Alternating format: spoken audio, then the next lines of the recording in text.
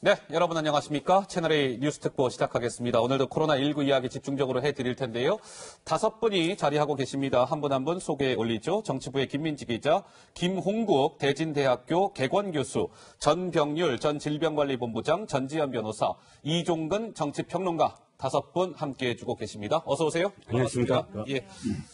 자, 오늘 뉴스 특보는 조금 전에 정부가 발표를 한 이 마스크 수급 안정화 대책, 이걸 좀 집중적으로 먼저 살펴보겠습니다. 조금 전에 따끈따끈한 대책이 발표가 됐어요. 왜냐하면 마스크 구하기가 너무 어렵잖아요. 하늘의 별 따기다. 일각에서는 이건 마스크가 아니라 뭐라고요? 금스크 얘기까지 나온다는데요. 근데 정부가 알겠습니다. 국민 여러분, 우리가 이러한 이 마스크 대책을 만들었습니다. 조금 전에 발표를 했습니다.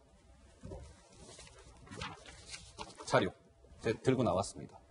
조금 전에 발표가 됐는데 무려 한 8페이지 분량의 대책이 나왔어요. 여기 무슨 내용이 담겨 있는지 궁금하시죠? 하나하나 좀 살펴드리겠습니다. 과연 이 마스크 구하는 어려움을 이 대책이 해소해 줄 수 있을지 좀 하나하나 좀 들여다보고 하나하나 좀 따져보도록 하겠습니다.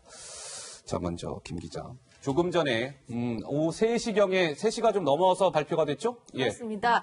이제부터는요, 마스크를 아무나 사고 싶을 때 무작정 얼마든지 살 수 있는 그런 상황이 아닌 게 됐습니다. 뭔가 마스크 구입에 좀 제한이 되는 그런 상황인데요. 그 설명을 직접 기재부 1차관의 설명으로 듣고 다시 제가 또 설명을 해드릴게요. 공적 마스크 공평 배분을 위한 구매 3대 원칙을 마련하여 시행합니다. 먼저 1인 1주 이내 구매 제한 원칙입니다. 수요량 대비 마스크 생산량이 충분하지 못한 현 상황을 감안하여 국민 한 분당 1주에 살 수 있는 마스크 구매량을 2매로 한정하고자 합니다. 두 번째는 마스크 구매 오부제를 시행합니다. 공적 판매처를 통한 마스크 구매는 본인들의 출생연도 끝자리에 맞춰 정해진 요일에만 구매하실 수 있습니다. 세 번째는 중복 구매 확인 시스템을 가동합니다. 전 국민의 마스크 구매 이력이 체크 관리되어 1인이 1주에 2매 이상 구매하는 것은 불가능하게 됩니다. 네, 다음 주 월요일 9일부터는요, 일주일에 한 사람당 2장만 살 수 있도록 했습니다. 약국이나 우체국, 농협 등에서 이제 판매하게 되는데요. 이번 주가 벌써 이제 목요일이니까 이번 주 남은 3일 동안은 2장 살 수 있다, 이런 얘기고요. 오부제라는 걸 합니다. 이게 뭐냐면 출생연도 끝자리에 따라서 하는 거예요. 예를 들어 끝자리가 1인 경우에는 월요일에 살 수 있고 2인 경우에는 화요일, 이런 식으로 이기고요. 예를 들어서 93년생이다 이러면은 수요일이겠죠. 중복 구매 방지를 위해서 구매할 때는 꼭 신분증을 가지고 방문하셔야 한다고 합니다. 예, 조금 전 그래픽 다시 좀 주세요. 예, 이게 조금 전에 마스크 대책이 나온 것이고 김 기자가 설명을 했습니다만 이건 정보 차원에서 다시 한번 좀 제가 말씀을 드릴게요. 다소 조금 복잡한 측면도 있기 때문에 우리 국민 여러분들께서 이 뉴스 특보를 시청하고 계시는 우리 시청자 여러분들에게 정부가 조금 전에 내놓은 마스크 대책의 주요 골자 한번 되짚어드리겠습니다. 9일, 그러니까 다음 주 월요일입니다. 9일부터는 한 사람당요, 일주일에 2매만 구매가 가능하십니다. 다음 주 월요일부터는 한 사람당 한 주에, 일주에 마스크 2매만 구매가 가능하세요. 3매, 4매 안 됩니다. 2매 딱 제한을 걸어둔 거예요. 근데 이 마스크라는 것은 이 공적 마스크, 그러니까 약국이나 우체국이나 농협 하나로 마트에서 판매가 되는 그 마스크를 얘기하는 겁니다. 그리고 자, 그러면 9일이 다음 주 월요일이잖아요. 그러면 월요일까지는 사흘이 남습니다. 내일 금, 주말, 토, 일. 이 3일 동안에는 1인 2매까지 구매가 가능합니다. 다음 주 월요일부터는 한 주당 1인 2매인데 남은 사흘 동안에는 1인 2매까지 구매가 가능하게끔 해주겠다는 거예요. 그리고 출생 연도에 따른 요일별 오부제 판매 제도가 도입이 됩니다. 조금 이따 자세히 짚어드릴게요. 그리고 그러면 한 사람이 한 주당 1인 2매인데 3매, 4매 사는 거 그거 어떻게 할 겁니까? 그런 거 중복 구매를 방지하기 위해서 우리 시청자 여러분들께서 이제 다음 주부터 마스크 구매하실 때, 공적 마스크 구매하실 때는 신분증을 지참을 하고 가셔야 됩니다. 이게 이제 주요 골자고. 두 번째요, 저 출생 연도에 따른 요일별 오부제 판매, 저게 또 이제 핵심인데 그래픽 넘겨주세요. 이겁니다. 그러니까 출생연도 끝자리에 따라서 이 마스크를 한 주당 이제 2매씩 구매하시는 그 요일이 달라집니다. 출생연도 끝자리가 16으로 끝나시는 분은 월요일 날 구매가 가능하고, 화요일이 이제 27로 끝나는 분, 수요일은 38, 목요일은 49, 금요일은 50. 그러니까 예를 들어서 1963년생이면 맨 끝자리가 3으로 끝나잖아요. 그럼 무슨 요일 날 살 수 있습니까? 수요일 날 살 수 있는 거예요. 수요일 날. 예를 들어서 1980년생이에요. 내가 예를 들어서 1980. 그럼 0으로 끝나잖아요. 언제 살 수 있어요? 금요일 날 살 수 있다는 거예요. 이런 식으로. 그러면 평일에 바쁜 사람들 못 살 수도 있잖아요. 오케이. 그런 사람들은요, 주말 이용하세요. 토요일, 일요일 날 주간 미구매자 이거를 살 수 있게 열어준다는 거예요. 자, 급기야 이제 요일별 오부제 판매 이 제도까지 등장을 했습니다. 우리 이 평론가는 어떻게 보시는지요? 첫 단추가 잘못 꿰면은 어떻게 되는지도 우리가 목도하고 있습니다. 시중에 이런 말이 있죠. 늦었다고 생각할 때가 가장 빠른 것이다. 그런데 보건행정, 즉 국민의 생명과 안전을 담보로 하는 행정은 늦었다고 생각하는 것이 가장 늦은 것입니다. 마스크 사실 처음부터 했어야 돼요. 왜냐하면 전염병이라든지 하는 것은 재난입니다. 재난이 닥쳤을 때 무엇부터 해야 되느냐? 이것이 행정입니다. 이 가장 비근한 예가 있습니다. 대만입니다. 대만은 전염병, 이번 코로나19 사태가 시작되자마자 마스크와 관련해서 일주일 만에 수출을 금지하고요. 지금 우리가 하는 이 요일별 마스크 배급을 약국에서 실시를 합니다. 우리는 조금 더 복잡한데요. 예를 들어 출생 연도 뭐 이렇게 하지만 대만에서는 홀수 짝수, 그냥 뭐 그 연도에서 홀수 짝수로 해서 일주일에 4번을 살 수 있게 만들어주는 것이죠. 즉 저는 시작이 잘못됐다는 겁니다. 뭐냐면 전염병 재난이 있을 때 무엇부터 해야 되느냐? 앞으로 수요자, 즉 국민들이 무엇이 필요하다. 그럼 비축 물량이 얼마나 있고 지금 수출 물량이 얼마나 있고 또 이것이 유통 단계만이 아니라 공급 단계에서도 어떻게 되는가를 미리 파악했었어야 됐다. 그런데 지금에 와서야 수출 1월달, 2월달에 너덕 개씩 다 중국에 수출해놓고 지금에 와서야 비축 물량이 없으니까 계속해서 이렇게 뒷북 행정을 벌이다 보니 이렇게 배급제까지 나오게 된 것이다라고 볼 수가 있겠죠. 좀 전에 그 요일별 오부제 이거 다음 그래픽 다시 한 번만 우리 PD 좀 넣어주세요. 자, 그러니까 출생 연도에 따른 이제 요일별 오부제 판매 제도를 도입을 하겠다는 거고 다음 주 월요일부터는 한 사람이 살 수 있는 일주일의 마스크는 이제 2매로 딱 제한이 됩니다. 맞죠? 예. 자, 사실상 배급제를 도입하는 거예요. 마스크 관련해서 배급제. 일주일에 한 사람당 2매. 딱 배급제. 우리 전 본부장께서는 우리 본부장께서는 그러면 자 월화수목금 저렇게 되는데 우리 전 본부장께서는 예를 들면 무슨 요일 날 지금 사실 수 있는 거예요? 저는 금요일입니다. 5나 0으로 끝나시나 보죠? 예. 오케이. 그런데 이런 겁니다. 이렇게 다 끝자리 수에 따라서 저렇게 요일이 정해져 있는데 그러면 예를 들어서 저 요일에 내가 맞게끔 가면 마스크를 다 구할 수 있을지가 궁금한 대목인데 그렇죠. 저 날에 간다고 해서 마스크를 다 구매할 수 있는 보장은 또 없다는 거예요. 그렇죠. 왜냐면 어떻게 됩니까? 앞에서 다 사가지고 가면은 제가 이제 저녁 시간에 퇴근하고 가지 않습니까? 그럼 마스크 못 살 수 있죠.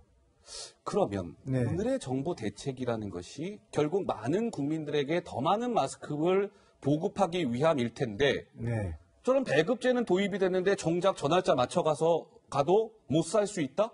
그럼 이 대책이 제대로 된 대책이라고 볼 수 있는 겁니까? 일단 공급이 한정돼 있기 때문에 사실 어떻게 보면은 가수요를 좀 억제를 해야 돼요. 그래서 꼭 필요한 사람만 살 수 있도록 해야 되는데 지금 저 정책에는 꼭 필요한 사람이 누구라는 것들을 지금 알려주진 않았습니다. 예를 들어서 의료기관에는 별도로 이제 제공을 해주고 그다음에 이제 환자용이라는 부분을 명확히 해줬으면은 환자들은 증상 있는 사람들. 그리고 또 저 공직자분들은 또 따로 또 갈 거예요. 공직자용으로. 그리고 또 불가피하게 내가 오늘 어디 사람들이 많이 모이는 행사를 간다. 그럼 이제 그런 분들이 이제 이 마스크를 구입할 수 있어야 되는데 그런 부분들에 대해서 뭔가 좀 제한을 해줄 수 있는 요인들이 지금 저기에는 없어요. 예, 그렇습니까? 네. 자, 그럼 또 하나 궁금한 거.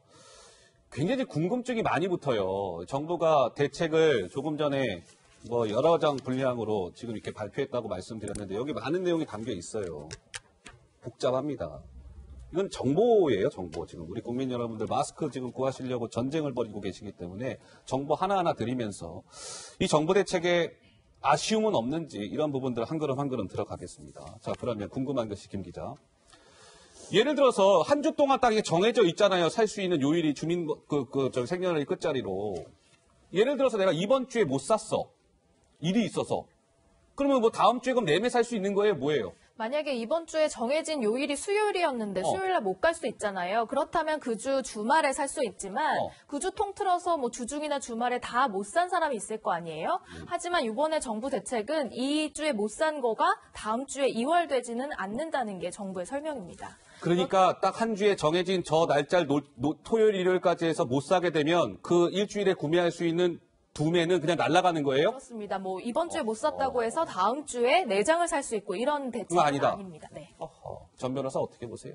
아니 지금 여기저기 너무 구멍이 많고 일단 공급량이 부족해가지고 이런 자구책을 냈기는 한데 지금 김민지 기자가 지적했던 것 같은 문제가 있고 또 제가 궁금한 거는 예를 들면 저는 주민등록 기준으로 금요일날 가서 살 수가 있거든요. 근데 아침에 가고 오후에 가가지고 또 구매를 했어요. 그럼 이런 거는 어떻게 구분을 할지 걸러낼지 약국 같은 경우에는 중복 처방을 방지하는 그런 시스템이 있으니까 의약 외품 같은 경우에도 집어넣어서 할 수 있다고 하더라도 농협이나 하나로마트에서는 이걸 어떻게 걸러낼지가 궁금하거든요. 지금 정부에서는 통합 시스템을 하루빨리 구축하겠다고는 하는데 그거 구축할 때까지는 또 이런 중복 구매에 대해서 어떻게 방어가 안 되는 거잖아요. 그러니까 일단 자구책으로 배급을 하겠다. 사실상 배급이죠. 네, 나오기는 했는데 지금 이것만 가지고는 정말 이게 취약계층 필요한 사람한테 갈 수 있을지 아직 그런 플랜이 없다는 게 문제가 되는 거예요. 예, 자 그러면 또 하나 궁금하신 거 있으실 거예요. 우리 이 특보를 시청하고 계시는 우리 뭐 어르신들이나 또 이렇게 자제분들이 있으신 분들, 미성년자의 자제분들을 두고 계시는 분들, 그러면 우리 아이들 같은 경우에 저 아이들도 마스크 착용해야 되잖아요. 그럼 아이들 같은 경우에는 그러면은 저 날짜 그 생년월일 맞춰갖고 가면 살 수 있는 걸까? 그럼 아이들한테 미성년자들한테는 어떻게 하는 거지? 김 기자 뭐 어떻게 하겠대요? 네, 미성년자의 경우에는 본인이 직접 가는 경우와 부모님과 동행하는 경우가 있을 텐데 일단 본인이 직접 갈 때는 여권이나 뭐 학생증을 지참하면 되고요. 만약에 그런 것들이 없어서 부모님과 함께 법정 대리인과 함께 갈 경우에는 법정 대리인의 신분증과 또 주민등록 등본을 함께 제시할 때 구매가 가능하다고 합니다. 예, 복잡하네요. 미성년자들은 본인이 직접 여권을 가지고 가든지 학생증하고 주민등록 등본을 함께 제시하든지 법정 대리인과 함께 방문해서 법정 대리인의 신분증과 주민등록 등본을 함께 제시하든지 이게 세 개 중에 하나는 해야 된다는 거죠? 네, 그렇습니다. 김 기자. 자, 김 교수님. 지금 어쨌든 정부가 고심 끝에 마스크 이 대책을 내놨습니다만 여러 가지 뭐랄까 좀 다소 좀 복잡해 보이기도 하고 조금 좀 뒤늦은 감이 있어 보이기도 하고 한데 우리 김 교수님은 오늘의 정부의 대책 어떻게 평가하고 싶으세요? 일단은 뭐 만시시탄입니다. 좀 만시시탄이다. 늦었습니다. 분명하게. 왜냐하면 많은 국민들이 줄을 서고 줄을 서는 과정 중에서 오염의 가능성들 거기에 대한 우려가 있지 않았습니까? 그리고 마스크를 사실은 사러 가는데 저도 오늘 쭉 이렇게 거리를 지나면서 약국들을 지켜봤는데요. 네.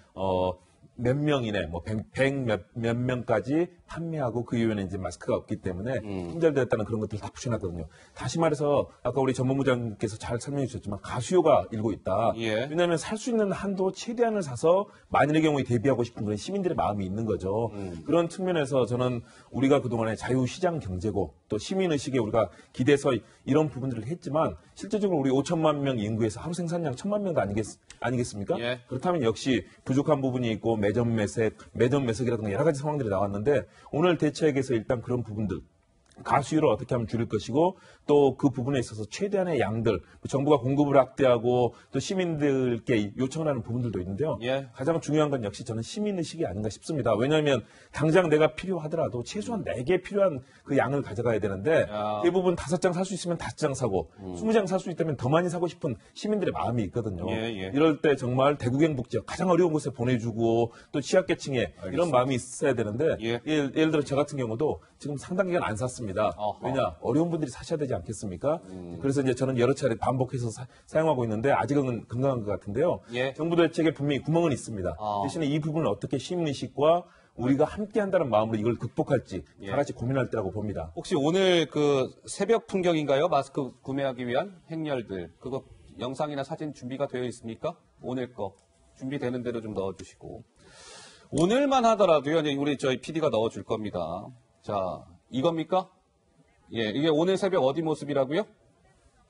서대문점 농협 하나로마트 서대문점 입구에 줄 서 있는 모습이랍니다. 오늘 새벽만 하더라도 이렇게 이거 어디라고요? 코스트코. 오늘 새벽에 여기는 의정부랍니다.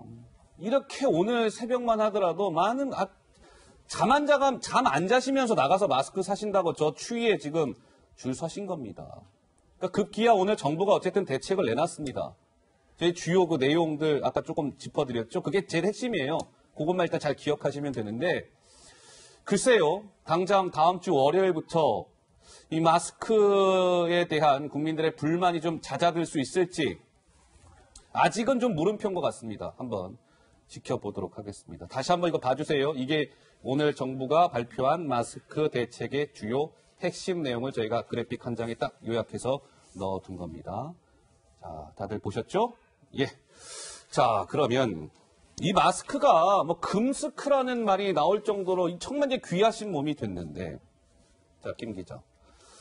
이 마스크 가지고 지금 뭐 장난치는 사람이 있다는데 도대체 누굽니까? 네, 한 마스크 업체에서 이제 마스크를 포장하는 업무를 맡은 아르바이트생이 관리자 몰래 이런 사진을 올려서 논란이 되고 있습니다. 잠깐만, 이게 뭐예요? 포장이 되기 직전에 마스크에 얼굴을 부비고 뭐 잔잔한 이야기 이렇게 자막을 입히고 뭐 손으로 막 만지고 그제서야 이제 포장하는 그런 위생적이지 않은 모습이 SNS상에 노출이 되면서 지금 논란이 커지고 있습니다.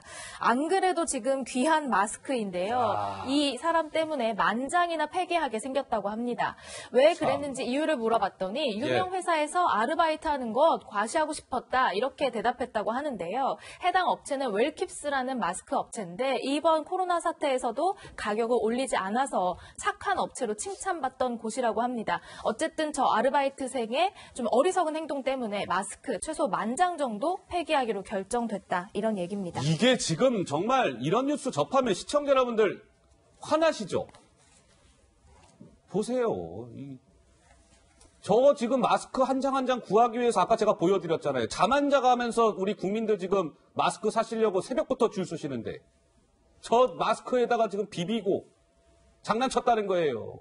유명 회사에서 근무하는 거 자랑하고 싶었다고. 마스크 전문 업체 웰킵스요? 웰킵스? 네. 저렇게 저 행동 때문에 지금 최소 웰킵스 그 마스크 10,000장을 지금 없애야 된답니다. 저 뭐 맨 얼굴로 비비고 그랬으니까요. 야, 참 정 변호사 이런 뉴스 접하면 정 변호사도 화 많이 나죠. 전 요새 친구들 얘기를 들어보면은 아이를 가진 엄마들이 가장 걱정이 커요. 혹시 내 아이가 감염이 될까봐 나도 조심해야 되고 지금 있는 대로 신경이 곤두서 있거든요. 그만큼 이게 공급이 문제가 되고 또 어제는 어느 대구에서 의사분이 인터뷰를 하면서 막 이렇게 땀에 젖은 방호복을 입고 사람들 줄 서 있는 거 보면은 눈물이 난다 그런 얘기를 하는데 이제 저런 문제가 딱 터져버리고 10,000장 폐기한다 그러면은 이 아까운 마스크 또 못 쓰고 늘어나는 거잖아요. 공급량을 늘리는 것도 한계가 있는데 그래서 이런 점은 좀 이렇게 업체에서 좀 더 저게 지금 뭐 야간에는 알바를 고용을 해가지고는 저렇게 시킨다고 하는데 앞으로 관리 감독을 강화하겠다 이렇게 얘기를 하는데 전 국민이 지금 다 같이 이렇게 아픔을 나누면서 고생해야 되는 시점이잖아요. 좀 더 이런 부분들은 신경을 써야 되는 게 아닌가 싶습니다. 이게요 얼마나 지금 화나는 뉴스냐면 자 보세요. 지금 저 친구가 저 얼굴 비비면서 지금 웰킵스 마스크 10,000장 최소 10,000장 지금 폐기해야 된다는 거 아니겠습니까? 자, 제가 조금 전에 오늘 정부 대책 말씀드렸잖아요. 다음 주부터 1인당 국민 한 분이 한 주 동안, 일주 동안 살 수 있는 마스크가 몇 매라고 말씀드렸어요. 2매라고 말씀을 드렸죠. 10,000장이면은 그러면 일주일 동안 5,000분이 살 수 있는 분량이에요. 5,000분, 5,000명. 근데 저렇게 그냥 얼굴 비비고 이놈으로 인해서 10,000장의 마스크가 이유도 없이 지금 폐기되는 그런 상황에 놓이게 된 거 아니겠습니까? 참 화가 많이 납니다. 저런 뉴스 접하면. 자, 뭐 하실 말씀들 없으세요? 그냥 다음 거 일단 예. 첫 번째 예. 이 사람은 지금 뭐가 문제냐면 자기가 지금 일하고 있는 회사의 사람들도 사실은 엄청나게 욕을 먹인 겁니다. 예. 이 회사들이요. 오늘 대책 보시면 어떤 대책이 있냐면 모든 지금 마스크 회사의 직원들이 전부 다 번아웃입니다. 그러니까 이 1월 달부터 지금까지 거의 2조 대제로 계속 돌리고 있고 주말도 돌려라 정부에서 뭐 압력을 넣고 한 번도 쉬지 쉬지 않고 지금 공장에서 직원들이 만들어낸 그 귀중한 만장이거든요. 예. 자기가 일하고 있는 회사의 직원들이 정말 밤잠 안 자고 만들었다는 겁니다. 그 만든 것을 저렇게 폐기한다. 두 번째는요, 저거 아기들한테 가는 거예요. 아기한테 가는 겁니까? 어린이용이라고요. 어린이용 말씀이에요? 예. 그러니까 어른들도 아니고 아이들의 지금 생명과 안전을 위해서 만든 거예요. 좀 문의 보세요. 아이들용입니다. 그러네요. 뭐 캐릭터 들어가 있고 그러네요. 우리 아이들의 안전을 지켜주는 마스크에다 저런 짓을 했던 거예요. 얼마나 더 사실은 분노가 일어나는 그런 대목이겠습니까? 마스크가 정말 구하기가 너무 어려운 상황에서 이런 뉴스가 나오니까 더 많은 위기의 시대는 저런 공포와 불안 정말 그리고 또 이런 부분에 대해서 예. 시민들의 마음을 상하게 하는 부분들 그러니까요. 혹시라도 내가 뭔가 좀 과시하고 싶거나 그런 마음 과시하고 싶어서 그랬다고 하지 않습니까? 예. 근데 저런 작은 마음들 예를 들어서 뭐 유튜버들 최근에 뭐 본인이 뭐 마치 이런 감염이 된 것처럼 예. 이런 모습도 보이고 인기를 끌어보겠다는 그런 이런 잘못된 마음들이 결국은 그 수많은 지금 얼마나 그 마스크 한 장이 없어서 고통받고 줄 서는 모습들 그리고 그러니까요. 이걸 구하기 위해서 국가와 모든 시스템이 지금 총력을 기울이는 상황 아니겠습니까? 예. 정말 중요한 것은 시민의식, 함께 나누고 배려해야 된다는 그 시민의식이 아닌가. 다 같이 좀 그런 생각을 했으면 좋겠고요. 예. 다 같이 우리도 그런 마음을 좀 함께 나눴으면 합니다. 자, 그러면 이 코로나19 관련된 우리 이제 국내 확진자 수는 어느 정도 증가를 했는지 뭐 이런 것들 좀 살펴볼게요. 자, 김 기자 어때요? 어제에 비해서 하루 새에 지금 사망자가 몇 명 늘었죠? 아니, 사망자가 아니라 확진자 수. 확진자 수 438명 늘어났습니다. 오늘 오전 0시 기준으로요. 어제 같은 시간에 비교했을 때 438명이 늘어나서 5,766명 확진자가 확인이 됐습니다. 사망자가 조금 더 늘어나서 41명 저희가 지금 계속해서 그래프를 바꾸고 있는데요. 사망자가 41명으로 늘어난 모습이고요. 어제까지 한 4일 동안은 하루 동안 500명 이상씩 계속 꾸준히 늘어오다가 조금은 추가되는 숫자가 줄기는 했습니다만 아직까지는 좀 안심하기는 이른 그런 상황입니다. 예, 어제에 비해서 438명의 확진자가 늘어서 이제 5,766명의 국내 확진자가 발생을 했고, 사망자가 사실은요, 저희가 좀 방송 불과 몇 시간 전에 준비할 때만 하더라도 사망자가 39명이었거든요. 그 사이에 지금 저희가 그래픽을 2번 수정을 했습니다. 안타깝게도 그 사이에 벌써 사망자분이 2분이 더 나온 거예요. 그래서 지금 사망자가 이제 41명이 됐습니다. 너무나 안타까운데요. 자, 전 본부장님, 이게요. 확진자는 뭐 꾸준히 증가세를 보이고 있는데 저희가 지금 사망자 좀 이렇게 주목을 해봐야 될 부분은 메르스. 네. 2015년에 메르스가 발병을 했을 때 사망자 수가 39명이었다. 네. 39명. 네. 근데 지금 사망자가 41명이면 메르스보다 일단 사망자가 지금 이제 2분이 더 나온 상황인데. 그렇습니다. 굉장히 좀 우려되는 상황이라고 봐야 되겠죠? 일단 메르스의 경우에는 병원에서만 감염이 일어났고 또 그 병원에서도 중증 질환자에 대해서만 감염이 났기 때문에 전체 환자 수도 적었고 예. 그리고 이제 사망자 수도 이제 적은 환자 수에서 발생했기 때문에 코로나19하고 비교했을 때는 지금은 코로나19 초창기입니다. 근데 앞으로 더 코로나19가 확산이 되게 되면은 사실상 사망자 숫자는 메르스와는 비교할 수 없을 정도로 더 많은 사망자가 이제 발생하게 되는 그런 그 상황에 처해 있다지 그렇게 보면 좋겠습니다. 제가 지금 좀 정확히 기억이 안 나서 그러는데 메르스 때 확진 환자 수가 몇 명이었죠? 186명인가. 186명이었습니까? 네. 아이고야. 그러면 당장에 메르스가 지금 186명이었는데 벌써 오늘 이 코로나19 확진자가 몇 명이라고 그랬죠? 지금 5,726명. 5,766명. 186명이었는데 5,766명. 메르스 때 사망자 39분이었는데 지금 이 코로나19로 인한 사망자는 41명. 메르스 때보다 지금 굉장히 상황이 이 숫자만 놓고 보면 굉장히 좀 우려스럽다. 이렇게 봐야 될 것 같은데. 자, 김 기자. 이어서 말이에요. 이 신천지를 통한 이 코로나19 감염자 수가 뭐 많다. 이거는 이제 주지의 사실인 것 같고. 김 기자. 근데 이게요. 신천지를 통한 2차, 3차 감염이 지금 우려되고 있다면서요? 그렇습니다. 신천지 교회 예배 특성상 전국에서 한 군데 모여서 예배를 드리고 또다시 또 전국으로 흩어지는 상황이기 때문에 또다시 전국으로 흩어진 이 사람들이 또 다른 사람에게 2차, 3차 감염을 시킬 수도 있다. 이런 설명입니다. 일단 정은경 본부장의 얘기부터 듣고 오시죠.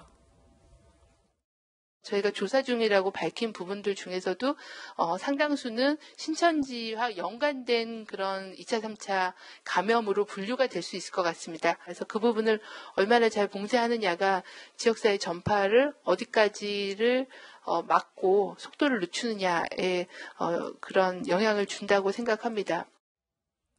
이런 걱정이 나오는 이유가 있습니다. 지난달 16일에 신천지 과천교회를 다녀온 확진자가 이 화성시 소재의 GS 테크윈이라는 곳에서 양성평등 교육을 실시했다고 해요. 그래요? 이 강의를 들은 직원이 또 4명이 추가로 확진이 됐는데 그 직원 4명 중 1명이 또 수원의 한 교회에서 예배를 드리면서 교인 7명이 또다시 확진이 되는 2차, 3차의 감염이 일어나고 있다. 이런 얘기입니다. 지금 김민지 기자 설명한 이 사례가 단적으로 보여주네요. 신천지 연관된 2차, 3차 감염.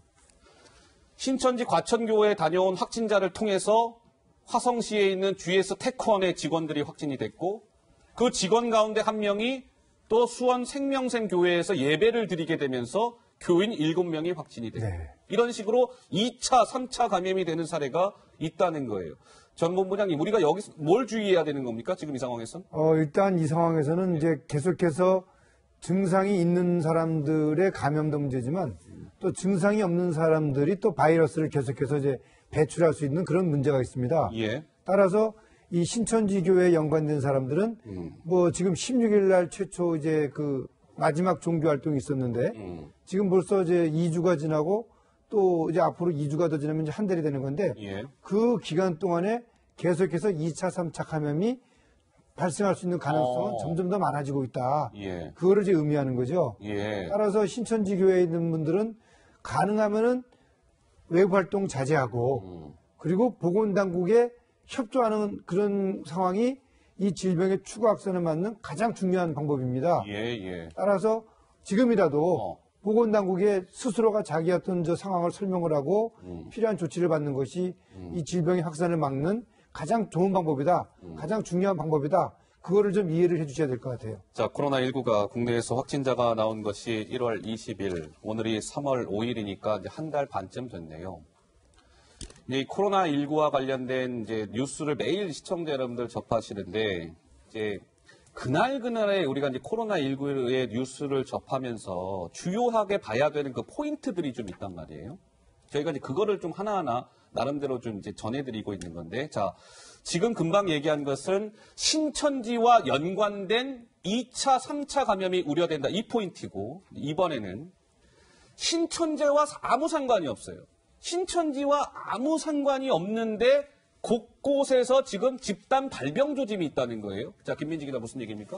이러니까 체육시설이라든지 뭐 병원, 교회 이런 곳에서 사람들이 많이 모이잖아요. 이런 곳에서 집단 감염이 일어난다. 물론 이거예요? 그 감염 경로는 신천지인지 아닌지 확실하게 다시 한번 밝혀야겠지만 일단 겉으로 드러나지 않은 그 집단 발병 사례들이 나온다는 겁니다. 일단 은평성묘병원에서 14명이 나왔고요. 천안에 왜 줌바 댄스 교실에서 80명이 나왔습니다. 80명이나 됩니까? 그리고 뭐 단체 여행하면서 또 29명이 감염되기도 했고요. 뭐 사랑의 집이라든지 푸른 요양원 같은 단체 시설에서도 종종 확진자들이 집단으로 발생하면서 뭔가 이런 점들도 좀 우려되는 상황인데요. 전문가들 또한 우려를 나타내고 있습니다. 고려대 김우주 교수님 얘기가 준비되어 있습니다. 그 집단 발생의 그 조짐들이 종교시설, 스포츠 댄스, 요양원, 서울에는 주상복합 건물, 병원, 불씨가 살아나고 있어서 여기서 제대로 대응 못하면 대구 경북과 같은 또 아주 곤란한 상황이 벌어질 수 있다는 측면에서 보건당국이 대구 경북 이해 지역의 각자 지자체들이 협업을 해서 좀 똑같이 다시 실수를 하지 않도록 철저히 해 주셨으면 하는 바람입니다. 지금 환자 수가 계속 늘고 있습니다. 이 추세로라면 일주일 후에는 10,000명 선에 육박하거나 넘거나 할 기세이기 때문에 좀 더 그 발빠르게 속도감이 중요한데 뭐 정부도 인식을 하고 있는 것 같습니다. 네, 김우주 교수는 일주일 후에는 뭐 10,000명 선에 육박하거나 넘거나 할 기세다 뭐 이렇게 얘기를 했습니다만 저렇게 되면 안 되겠죠. 그러나 이제 전문가는 저런 우려도 있다 이런 진단을 내놓고 있습니다. 근데 또 하나 시청자 여러분, 이 오늘의 3월 5일 이 상황에서의 코로나19와 관련된 하나의 또 포인트는 바로 이겁니다. 지금 이제 개학이 늦춰졌잖아요. 개학이 늦춰지니까 이런데 지금 비상이 걸렸다는 겁니다. 노래방, 학원, PC방. 그러니까 아이들이 개학이 늦춰지니까 노래방이나 PC방이나 이런데 학원도 사실은 지금 수업 웬만하면 하지 말라고 하는데도 학원들 입장에서도 뭐 어쩔 수 없잖아요. 아이들 받아서 가르쳐야 되고 하니까 이게 학원도 지금 운영이 사실상 되고 있고 이러다 보니까 노래방이나 학원이나 PC방 이런 방역 사각지대에 놓인 곳들이 지금 또 이 코로나19에 빨간불이 깜빡깜빡 들어오고 있다. 이 얘기입니다. 당장의 경남 창녕 코인 노래방에서는 종업원하고 청소년 6명 확진. 부산의 A 영어학원에서는 강사와 학생 5명 확진. 부산 동래구에 있는 PC방에서는 이용 청소년 1명 확진. 공통점이 있어요. 노래방, 학원, PC방, 밀폐된 곳, 조그마한 곳. 이 침방울 같은 거 튀기 좋은 곳. 이런데 아이들이 모이다 보니까 학부모들이 지금 걱정이 이만저만이 아니라는 거예요. 전부 부장님 이 부분도 우리가 좀 예의주시해서 봐야 되겠네요. 그렇습니다. 사실 이제 우리가 지금 이 상황에서는 감염원을 알 수 없는 지역세 감염이 이제는 완전히 확산이 되고 있는 거예요. 그리고 또 그 확산을 일으키는 소위 말하는 감염원은 무증상, 증상이 없는 분들이 계속해서 바이러스를 배출하고 있어요. 예. 그런데 그런 사람들이 배출하는 바이러스가 저렇게 PC방이나 노래방 또 학원 같은 데서 그러니까요. 밀폐된 공간 예. 또 다수의 이용자들이 있고 그럴 때는 또 다른 집단 감염이 발생이 되고 그로 인해서 훨씬 더 많은 확진자들이 이 질병의 확산을 가속화시킨다. 따라서 개인들이 위생 수칙을 지키는 그런 모습들이 이 상황에서는 제일 중요해요. 가능하면은 외부 활동을 자제하고 그리고 또 사회적 거리두기 그런 것들이 접촉을 줄이는 방법이거든요. 예. 그렇게 해야지만이 이 코로나19의 유행 양상을 우리 스스로가 개인이 방역의 주체다 그런 생각을 갖고 활동을 해야지만이 이 난국을 우리가 하루라도 빨리 극복할 수 있다. 이런 점을 우리가 좀 주의를 좀 해야 되겠습니다. 예, 김 교수님. 네, 정말 중요한 것 같습니다. 저희 대학에서도 지금 2주간은 이제 휴교를 했고요. 3주 동안은 원격 PC를 이용해서 이제 온라인 강의를 하기로 했습니다. 예. 그래서 정식 학생들과 만나는 것은 4월 6일 날 첫 만남을 하도록 돼 있거든요. 그러니까는 요즘 어머니들 말씀 들어보니까 학생들이 좀이 쑤셔서 못 견딘다고 합니다. 초, 중고 학생들, 이쁜 어머니들. 예. 그런데 정말 이때 조심해야 된다. 왜냐하면 지금도 학원에서는 좀 더 좋은 학교 가겠다는 이 진학이 열기 때문에 출석률이 97%, 98% 이런답니다. 아, 그래요. 조금 더 좋은 학교 가려고 하다가 만일의 경우 정말 인생 전체가 이런 바이러스 만일의 경우 됐을 때는 어떻게 되겠습니까? 예. 최근에 이 송파에 사는 확진자가 영등포에 국밥 먹고 싶어 이 자가격리를 벗어난 적이 있었지 않습니까? 어른들도 이럴 정도인데 초중고생들은 정말 답답할 겁니다. 이럴 때 사회 전체적으로 함께 힘을 모아서 거리두기를 해야 되는 거 정말 중요하다고 생각합니다. 예, 알겠습니다. 자, 하여튼 코로나19와 관련된 일종의 좀 이러이러한 부분들이 좀 우려가 된다. 우리 방역 당국이 조금 더 이러한 부분에 신경을 써줬으면 좋겠다라는 바람을 가지고 저희가 첫 번째 주제를 좀 살펴봤습니다.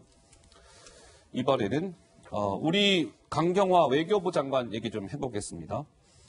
김 기자. 어젠가요? 강경화 외교부 장관이 국회에서 한 이야기가 어제에 이어서 오늘까지 논란이 좀 이어지고 있더군요. 네, 강경화 장관이 어제 국회 외통위 전체 회의에 참석을 했습니다. 한국발 입국 금지나 제한 조치 등에 지금 여러 나라가 함께하고 있잖아요. 그런 것에 대해서 질문을 받았을 때 여기에 대해서 답변한 말이 좀 오늘까지도 논란이 되고 있습니다. 어떻게 대답했는지 함께 보고 오시죠. 여러 외교장관들의 얘기가 스스로의 방역 체계가 너무 허술하기 때문에 이것을 그렇게 투박하게 막을 수가 없다. 한국과 한국 국민에 대한 그 우호나 이런 것에는 정말 지장이 없는 거고. 자국 내의 방역 시스템으로 봤을 때 불가피하게 취한 조치들이다 하는 설명들을 쭉 들어오고 있습니다. 이 상황이 좀 지나면은 상대국들의 그 조치들이 많이 풀리지 않을까 생각이 됩니다. 그러니까 다 세계 여러 나라들의 한국인 입국 제한에 대해서 방역 능력 없는 나라들의 투박한 조치다 이렇게 얘기를 한 겁니다. 한국에 왕따를 당하는 거는 단정적으로 얘기할 수 없다라고 하면서 덧붙인 설명인데요. 예. 외교 수장이 다른 나라의 방역 조치들에 대해서 이렇게 좀 깎아내린 듯한 발언을 하는 것 아니냐 이런 지적이 나오고 있습니다. 한국인들 저 입국 제한시키는 나라들이요. 방역의 능력을 가지지 못한 투박한 나라들의 조치입니다. 우리 강경화 외교 수장 외교부 장관이 저러한 이야기를 했어요. 그러면 시청자 여러분들께서는 아니 좀 이런 거는 생각 우리 강 장관님께서 못 하셨을까 이런 생각 안 드시는지요? 당장의 전문가들은 외교에 도움이 되지 않는 발언이다 이런 비판들을 쏟아내고 있습니다. 아니 이들 국가들을 투박한 조치나 취하는 나라로 부르는 것은 외교에 도움이 될까요? 도움되지 않아요. 의료 체계가 양호한 나라가 그러면 대한민국 입국 제한했을 때는 그럼 또 양호한 나라 그 의료 체계 양호한 나라들을 대상으로도 투박한 조치 취했다고 할 겁니까? 그럼 그때 뭐라고 설명할 거예요? 뭐 이런 지적과 비판. 우리 이 평론가 무슨 생각 드셨어요? 외교관의 가장 큰 무기는 말입니다. 표현입니다. 그래서 외교적 수사, 외교적 레토릭 이런 말이 있지 않습니까? 어떤 상황에서도 외교관들은 그 표현을 굉장히 조심하고 또 그 안에 많은 함의를 담아냅니다. 왜? 국가와 국가 간의 하나의 어떤 협의 또는 또 약속 또는 관계를 책임지는 자리이거든요. 자, 제가 고건 총리 때 말씀을 한번 드릴게요. 고건 총리요? 고건 총리 때 우리나라는 가장 투박한 사실 조치를 취했습니다. 어떤 조치를 취했냐면 그 당시 결과적으로는 우리 사드 때 확진자 한 명도 없었어요. 근데 고건 총리 그 4월 달인가요? 그 이 홍콩에서 괴질이 있다. 그리고 이제 그것이 사스라고 명명 받은 순간부터 당장 달려가서 어디로 달려갔냐면 입국장으로 달려갔습니다. 공항 입국장으로 달려가서 그 다음에 그 홍콩에서 오는 비행기 쭉 오는 비행기가 왔을 때 가서 열 감지기 있지 않습니까? 그걸 직접 들고 들어가서 사람들 내리게 하지 말고 저 체크를 해봐라. 한 사람도 열 있는 사람은 들어와서는 안 된다. 이렇게 조치를 하고 서울 항공청장한테 전화를 걸어서 이렇게 했다는 겁니다. 앞으로 모든 비행기 내려서 승객들 내리게 하지 마라. 그리고 우리 열 감지를 그 안에서 다 하고 그 다음에 내려라. 근데 이렇게 하니까 사실 외국 항공사나 그러니까 국적 항공선사는 다 들었어요. 근데 외국 항공선사들은 전부 반대를 했습니다. 말도 안 되는 소리다. 그리고 외국에서도 좀 투박하다. 뭐 이 투박하다는 표현보다 더 심했겠죠. 하지만 고건 총리 그렇게 했습니다. 결과 어떻게 됐죠? 확진자 한 명 없었어요. 제로. 그렇게 사실은 과도할 정도로 선제적인 조치를 취한 겁니다. 역으로 그들, 베트남이라든지 이런 나라들 사실은 과도할 정도로 한 거예요. 지금 오늘 호주가 입국 제한 조치를 했습니다. 우리 한국에 대해서요? 네네.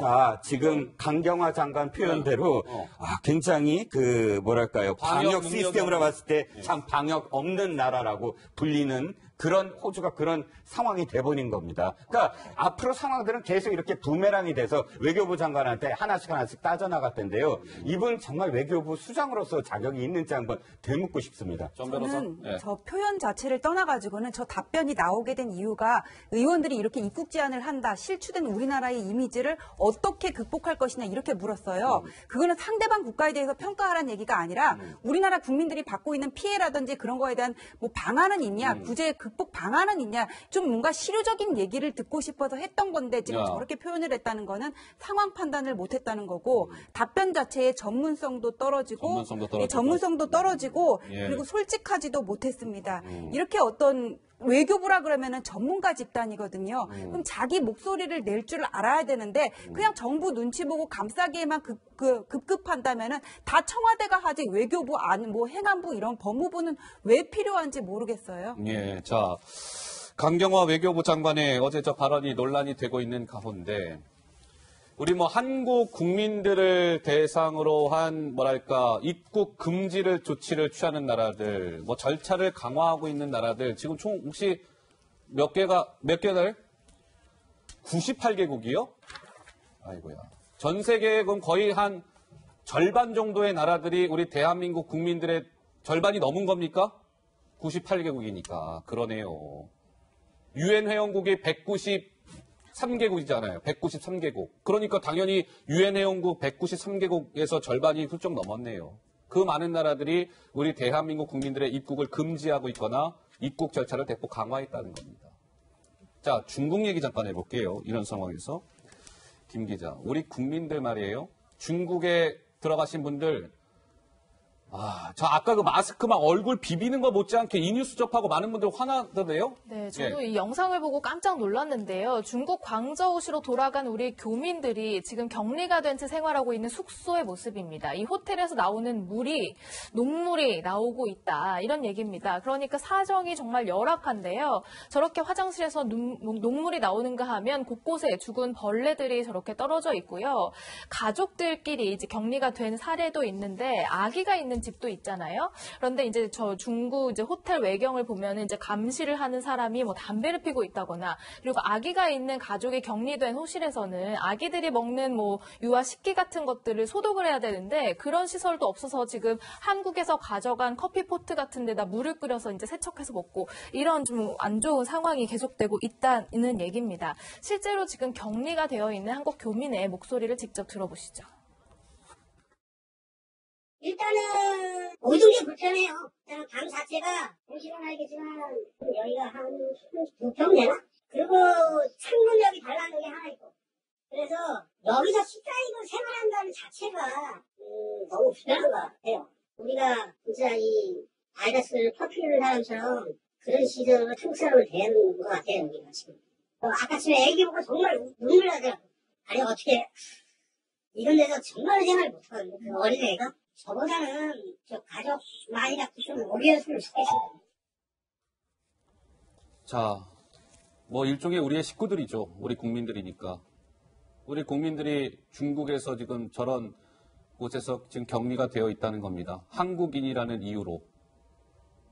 저 물 틀면 녹물 보세요. 씻을 수나 있겠습니까? 그 다른 영상 있어요? 이건 뭐예요? 벌레? 저 벌레 저거 보세요, 바닥에.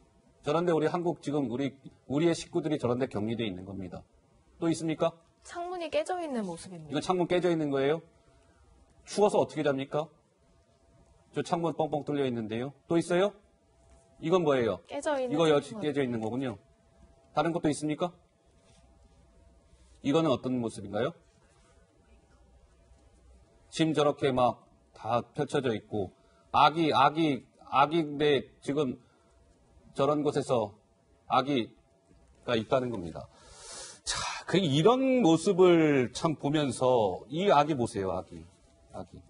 근데 우리 전 본부장께서는 네. 이러한 지금 우리 국민들이 중국에서 받고 있는 이런 대접이랄까요? 무슨 생각이 드시는지요?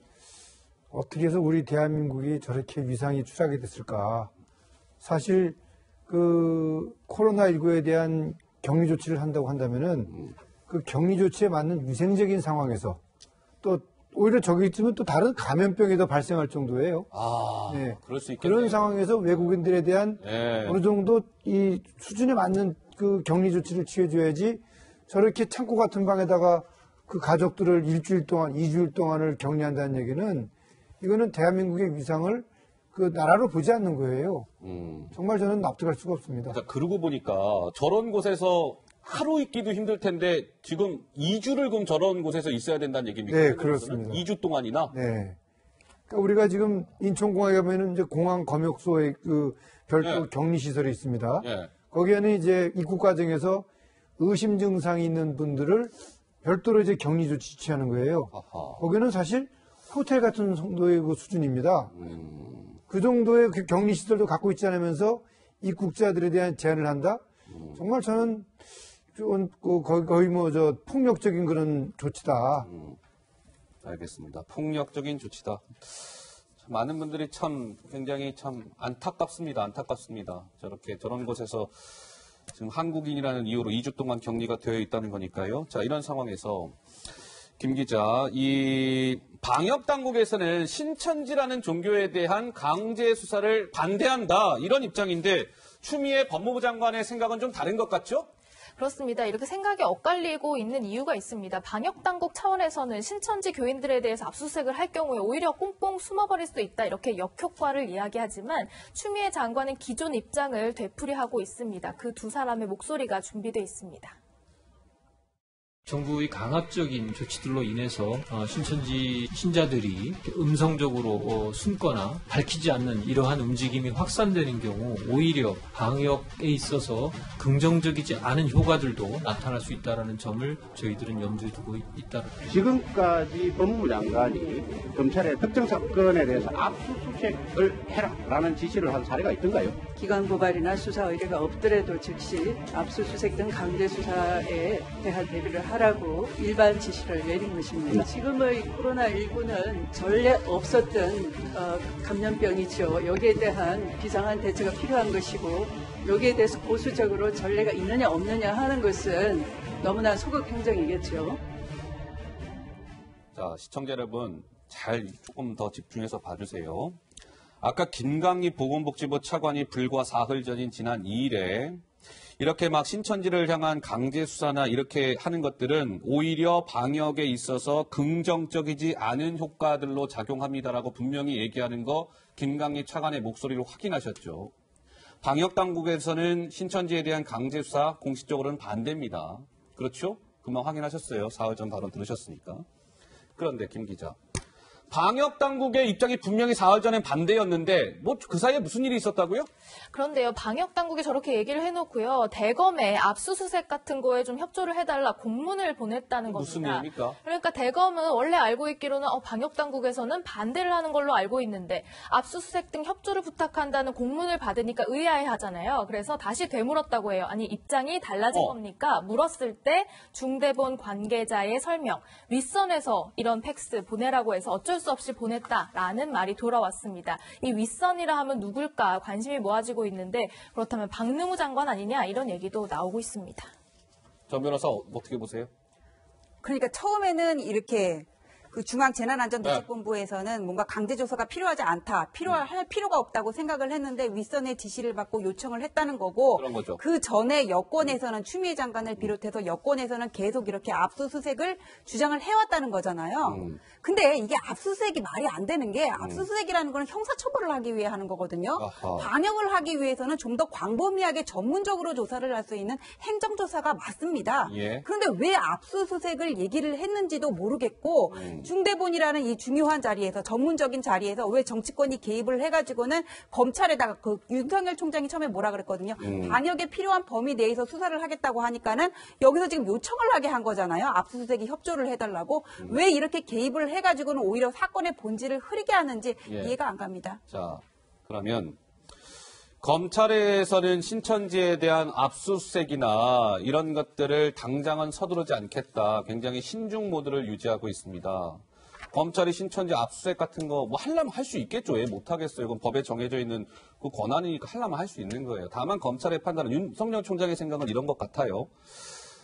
여기서 예를 들면 검사들 보내서 압수수색 하려면 할 수 있겠지만 괜히 그런 것들을 통해서 신천지를 자극했을 때 신천지가 만약에 이쪽에서 나쁜 마음을 품고 숨어버리거나 정말 나쁜 마음 품고 무슨 어디 막 돌아다녀서 감염을 시킨다거나 그런 우려가 있기 때문에 조금 신중 모드를 유지하겠다. 이게 이제 검찰의 판단이자 윤석열 검찰총장의 판단인 것 같은데 추미애 장관은 안 돼. 신천지 압수수색 강제 수사가 필요해. 이렇게 약간 좀 그 생각이 엇갈리고 있는 거죠. 자, 이런 상황에서 오늘 이런 일이 있었습니다. 정부가요. 신천지 과천본부에 행정조사를 벌였습니다. 이게 무슨 얘기야 하실 텐데 검찰이 제가 말씀드린 것처럼 압수수색에 약간 이제 신중 모드를 유지하니까 이제 정부가 좀 나선 모양새입니다. 중앙재난안전대책본부가 오늘 오전 11시에 신천지 본부가 과천에 있는데요. 과천본부 행정조사를 진행했습니다. 뭐 했느냐 가서 신도들 명단, 교회 시설 정보 이런 것 조사해서 자료고 가지고 나왔답니다. 그러니까 신도들이나 무슨 시설 정보나 이런 신뢰성을 신천지 쪽에서 준 것과 이게 실제로 맞는지 비교 검증해 보겠다는 의도입니다. 중대본 관계자는 신천지 관련 감염 경로, 이동 동선을 분석하겠다. 그러니까 검찰이 압수수색에 좀 소극적이니까 뭔가 정부가 나서서 신천지에 대한 사실상의 압수수색을 진행하는 듯한 그런 액션, 모양새를 취한 것이죠.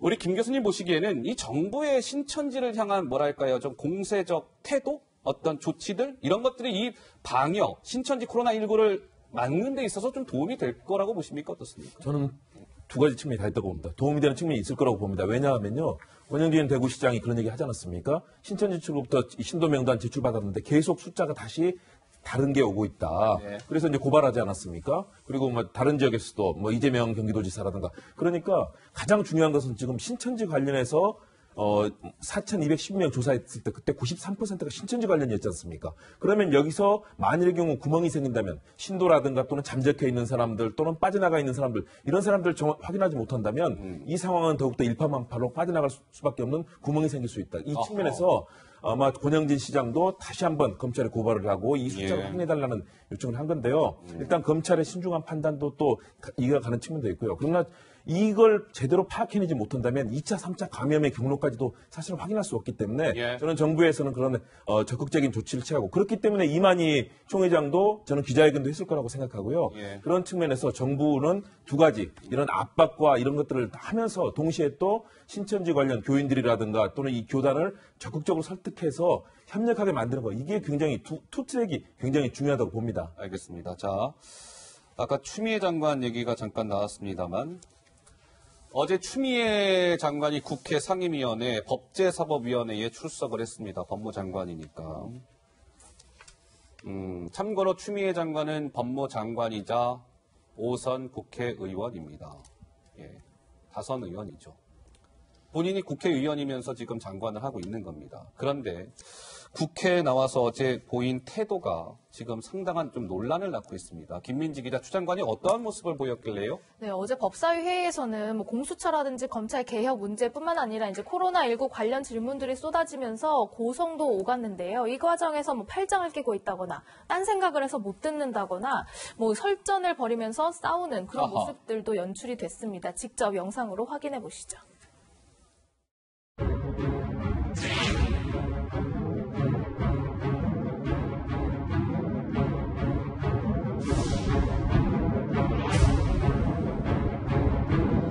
그럼 지시가 안 통한 거잖아요. 그러면 법무부 장관은 뭡니까? 그러니까 거기서부터 문제가 생기는 거예요.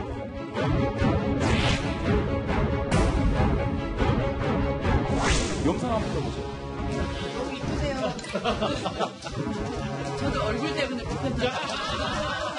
아이고 민망해. 아이고 민망해라. 듣기 민망합니다. 그만하시죠. 그만하시죠. 제가 민망해요. 영상의 취지를 잘라서 편집하고 왜곡하고 가짜뉴스 뿌리는 거 아닙니까?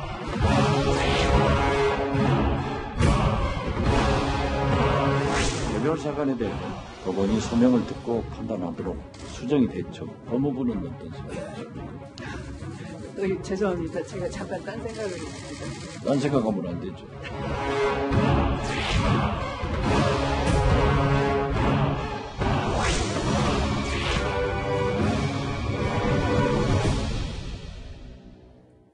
네, 추 장관 어제 오신환 의원이 질의할 때는 팔짱을 끼고 듣는 모습 보이시죠? 예, 자막 좀 빼주세요. 네, 한번 보셨고 그 다음에는 뭐 장제원 의원인가요? 장제원 의원하고 설전을 벌이면서는 듣기 민망합니다. 그만하시죠. 라는 이야기.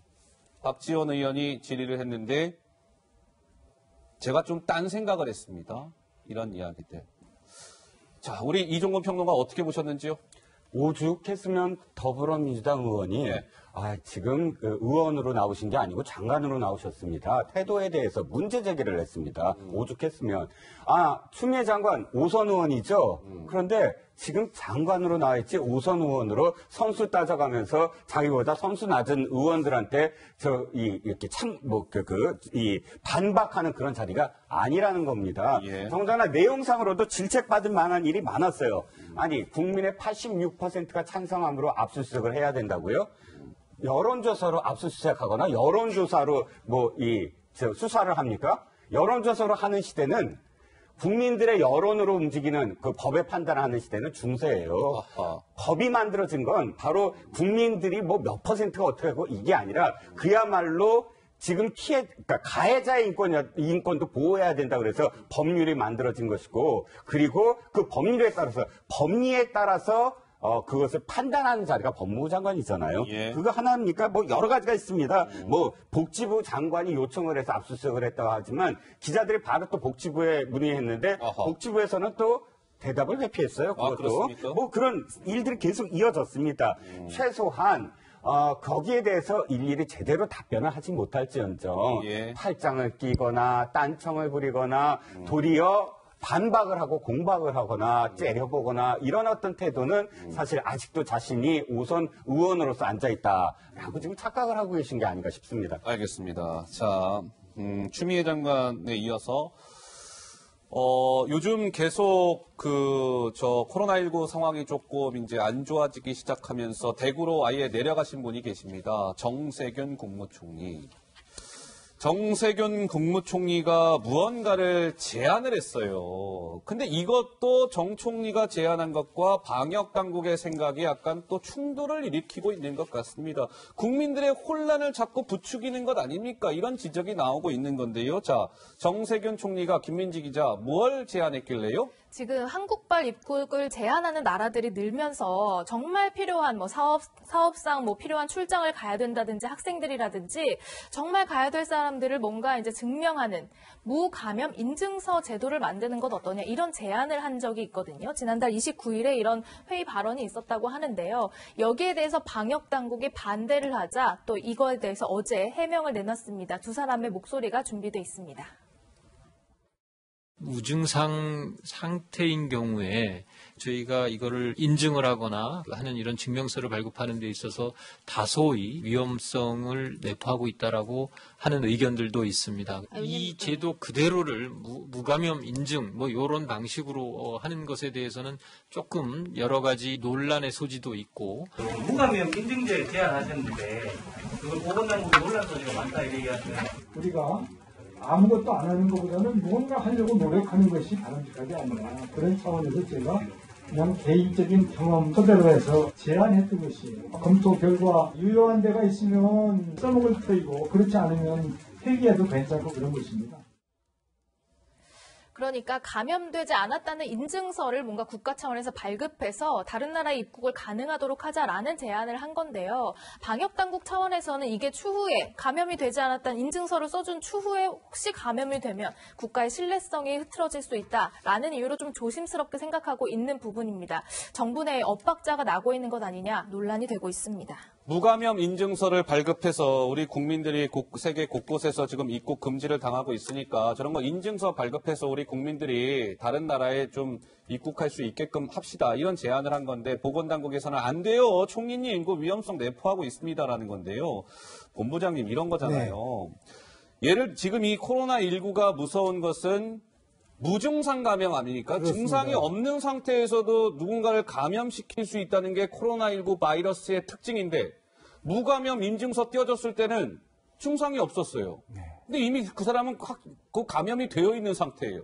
근데 무감염 인증서 띄웠다가 외국 나가서 다른 막 감염시키고 그러면 이걸 우리가 대한민국이 어떻게 책임질 거냐 이런 논란과 지적이 나오는데 좀 어떻게 보시나요? 네, 맞습니다. 사실 우리가 이제 무감염 인증서를 만들어준다는 건 대한민국 정부가 공식으로 이제 확인을 해주는 거거든요. 근데 그런 상황에서 만약에 외국에 가서 그 사람 때문에 코로나19가 유행을 했다, 확산을 했다. 그러면 대한민국의 보건당국의 위상이라는 것은 세계로부터 완전히 신뢰를 받을 수 없는 그런 국가가 돼버리는 거죠.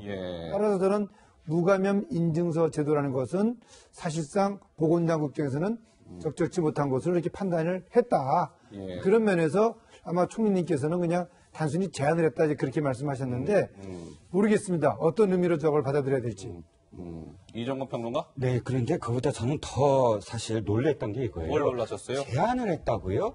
자, 총리가 지금 대전에 내려가 있습니다. 왜 내려가냐면 경계 단계에서 심각 단계로 올렸기 때문입니다. 경계 단계와 심각 단계가 어떤 차이가 있냐면 경계 단계까지는 보건복지부 장관이 총 책임자예요. 그런데 심각 단계로 넘어가면서부터는 총리가 이 방역과 또는 이 치료의 총 책임자가 돼서 모든 부처를 협조 체제가 아닙니다. 총리가 주관을 해서 조정을 해갖고 지시를 하고 모든 정책에 대한 책임을 지는 자리예요. 그런 분이 지금 어떻게 표현했냐면 내가 그냥 제안을 한 것이다. 폐기해도 좋다. 이 총리가 왜 거기가 있습니까? 왜 심각 단계고 왜 지금 중대본이 꾸려졌습니까? 경계 단계까지는 중수본이었다가 중대본이 돼서 모든 책임을 총리가 지겠다는 것인데 제안하는 자리라고 지금 말씀을 하셨는데 저는 정말 이해가 안 가는 발언입니다. 예, 자, 국내 확진자 숫자가 6천 명을 넘어서게 됐습니다. 참 속상하고 안타까운 뉴스입니다. 예, 오후 4시 기준 어제 대비 467명의 확진자가 늘었고요.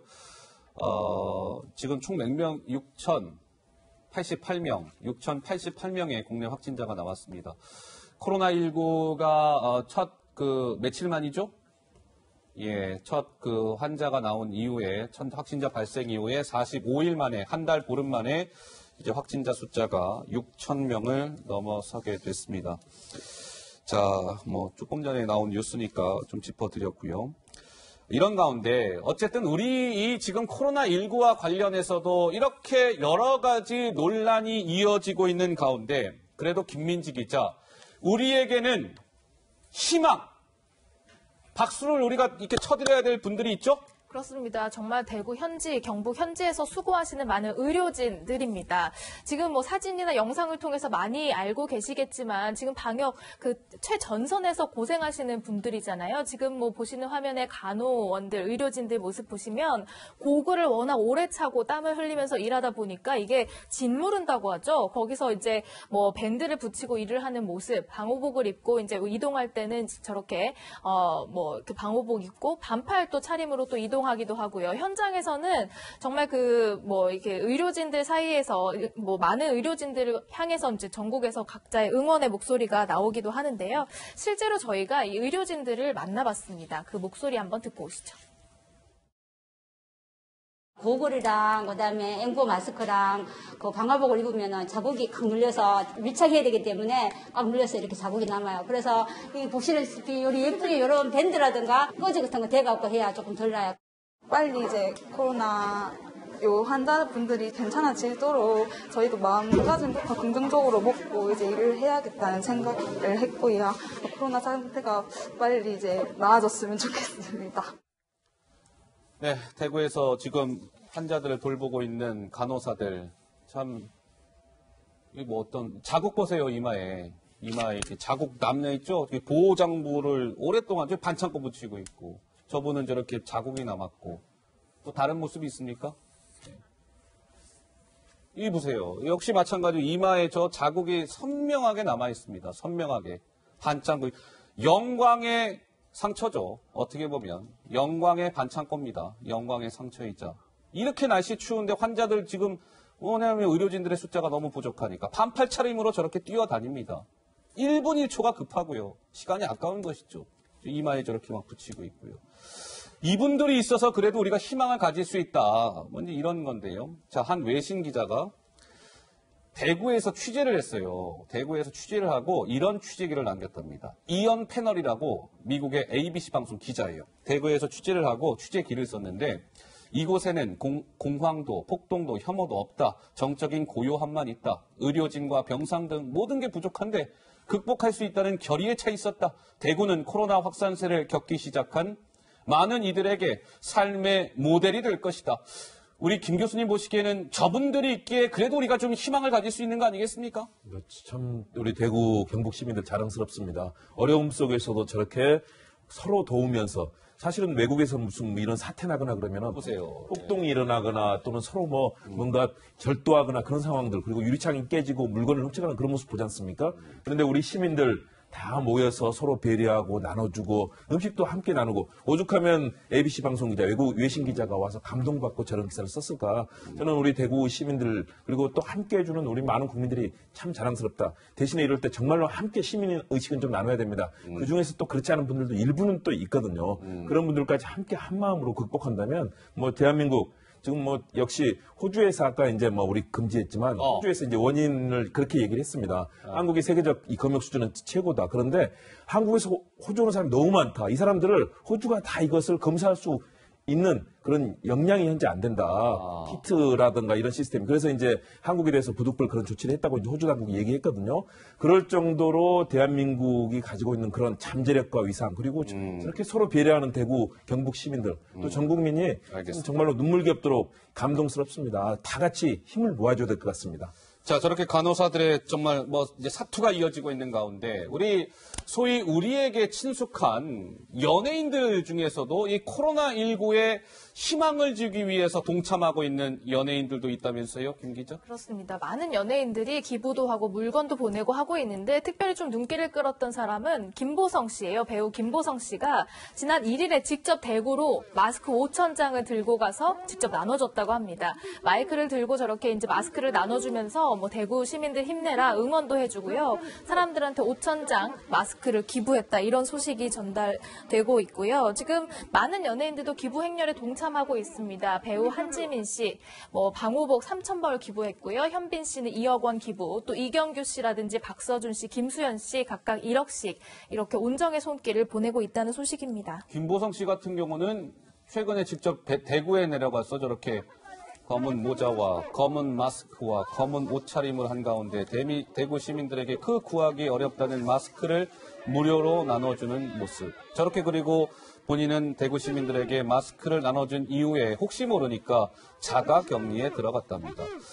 우리 전 변호사 보시기에는 저 김보성 씨나 김보성 씨가 참 어떻게 보면 굉장히 큰 용기를 냈네요. 대구까지 직접 내려가서. 그렇죠? 네, 이제 많은 지금 익명 기부자들이 이어지고 있다 그래요. 뭐 생수, 마스크, 현금으로 기부를 하는 사람들도 있다고 하는데 많은 분들이 동참을 하는데 저렇게 직접 가가지고는 용기를 내기는 쉽지 않거든요. 그래서 마스크도 쓰고 나름 이렇게 무장은 한 것 같은데 본인도 두려웠지만은 저분이 지금 고향이 어딘지를 제가 정확하게 모르겠는데 그래도 대구의 아픔에 내가 동참을 한다. 연예인이라는 건 또 이미지 또 대중의 사랑을 먹고 사는 사람이니까는 용기를 내서 저렇게 나눠주고 동참 행렬에 자기도 이렇게 따랐던 게 아닌가 싶습니다. 네, 마스크 몇 개라고요? 김보성 씨가 전하는 5,000개. 이야, 박수 한번 쳐야겠네요.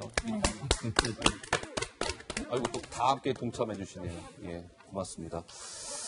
자, 이런 상황에서 어제 이 코로나19의 이 4페이지짜리 레터, 편지가 굉장히 큰 화제가 됐고 뉴스가 됐습니다. 자, 김민지 기자, 박근혜 전 대통령의 옥중 편지 얘기인가요? 그렇습니다. 어제요, 국회 정론관에 박근혜 전 대통령의 측근인 유영하 변호사가 갑자기 나타나서 기자회견을 했습니다. 박 전 대통령의 메시지를 좀 전달하겠다라고 하면서 이렇게 이야기했습니다. 직접 들어보시죠. 많은 분들이 무능하고 위선적이며 독선적인 현 집권 세력으로 인하여 살기가 점점 더 힘들어졌다고 희망이 보이지 않는다고 호소를 하였습니다. 이대로 가다가는 정말 나라가 잘못되는 것이 아닌가라는 염려도 있었습니다. 하지만 저의 말 한마디가 또 다른 분열을 가져올 수 있다는 우려에 침묵을 택했습니다. 서로 간의 차이가 있을 수 있고 외우기 힘든 간극도 있겠지만 더 나은 대한민국을 위해 기존의 거대 야당을 중심으로 태극기를 들었던 여러분 모두가 하나로 힘을 합쳐 주실 것을 호소드립니다.